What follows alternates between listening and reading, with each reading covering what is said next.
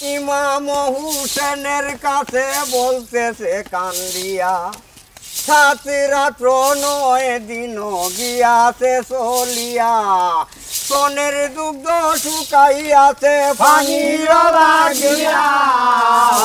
বাতাসে বাতাসে প্রাণ হয় না রে শীতল। জিও জিও জিও জিও। তাহলে হেলিম ভাই এই হচ্ছে আপনার জারি গানের দল। সে কত বছর যাবত জারি গান করছেন? 52 বছর ধরে।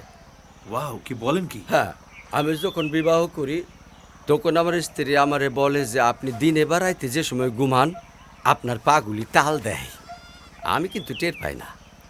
তখন আমি ভাবলাম যে জারি গান শিখে জারি গান গেয়ে আমি ওই রাস্তায় পৌঁছে গেছি যে জারি গান শব্দের অর্থ হইল আহাজারি। জি। তা আমার শরীরটা বা আমার পাগুলো আহাজারি করে।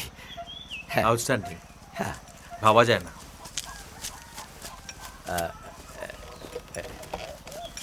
রাজীব ভাই পিঠা নেন, ওইটা হইলো পাটি সাপটা, এইটা কি পিঠা?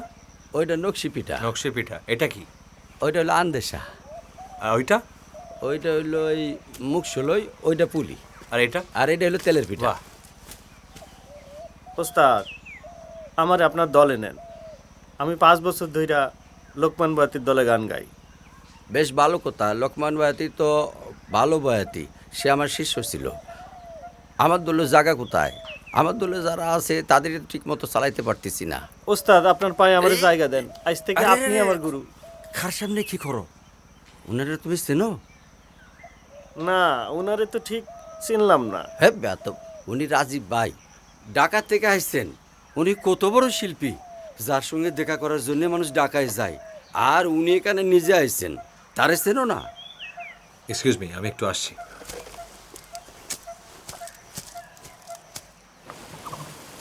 এই তোমরা ঢাকায় বসে কি করো? হ্যাঁ, আঙুল চোষো, বালে ডিস্ট্রিবিউশন চোদাও তোমরা। হ্যাঁ, ঢাকা থেকে 200 কিলোমিটার দূরে আমার নাম কেউ জানে না, আমার গান কেউ শোনে নাই। হ্যাঁ, এটা কোনো কথা হলো?